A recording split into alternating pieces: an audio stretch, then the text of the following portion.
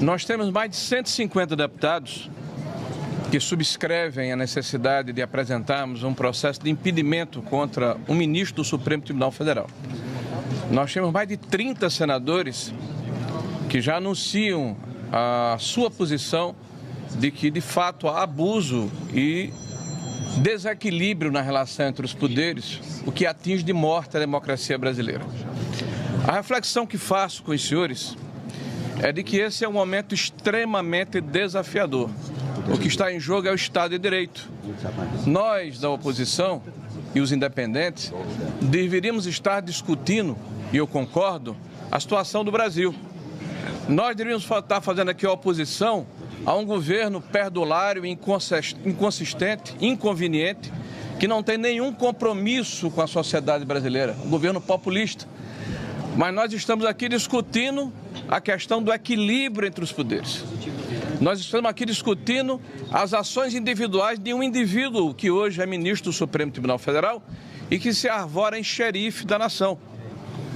Eu me lembrava e queria repartir com os senhores uma expressão que dizem que foi do Luís XIV, onde ele falava: o Estado sou eu. Me parece bastante similar à forma como o ministro Alexandre tem se comportado.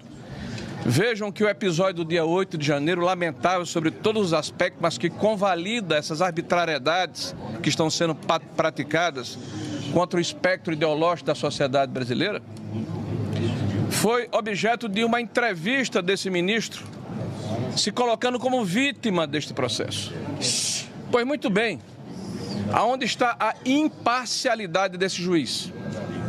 Se ele se coloca como vítima, ele justifica que pode se manter à frente do processo porque o agredido não era ele, era o Estado, ou seja, o rei sou eu.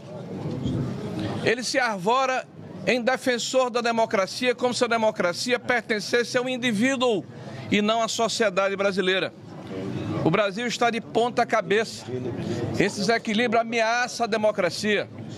Nós precisamos ter a coragem de denunciarmos essa situação e este evento que hoje está se realizando é uma demonstração de que ainda está viva a indignação da população e vocalizada nesse momento pelos senhores deputados e senadores que aqui estão.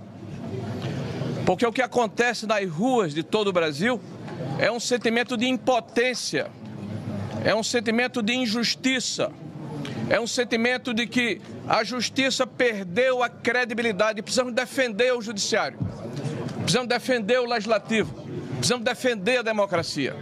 E quero lembrar aos senhores que a semana passada foi divulgada uma pesquisa de opinião, onde pelo menos metade da população aprovava as ações do Supremo Tribunal Federal e a outra metade rejeitava.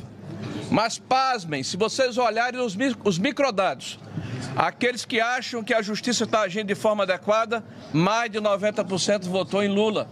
Aqueles que acham que a justiça não está correta, mais de 90% votou em Bolsonaro. Então, quem sabe ler entendeu.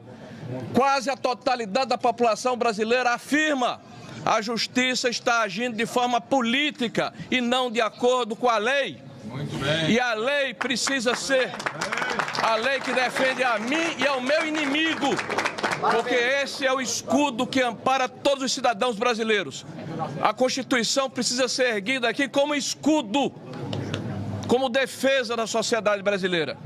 É essa a ponderação que quero fazer e a reflexão que faço com os senhores. E quero homenagear os brasileiros que por todo o Brasil foram à praça pública com coragem, sem medo, apesar das ameaças, apesar das perseguições, apesar das medidas arbitrárias, apesar das exceções que se tornaram banais. Nós estamos vivendo uma jurisprudência de exceções e nós não podemos nos quedar inertes achando que isso é natural. Não é. E eu peço à população brasileira que está nos ouvindo agora que procure o seu parlamentar, que procure o seu representante e peça a ele que faça justiça. Muito obrigado, senhores.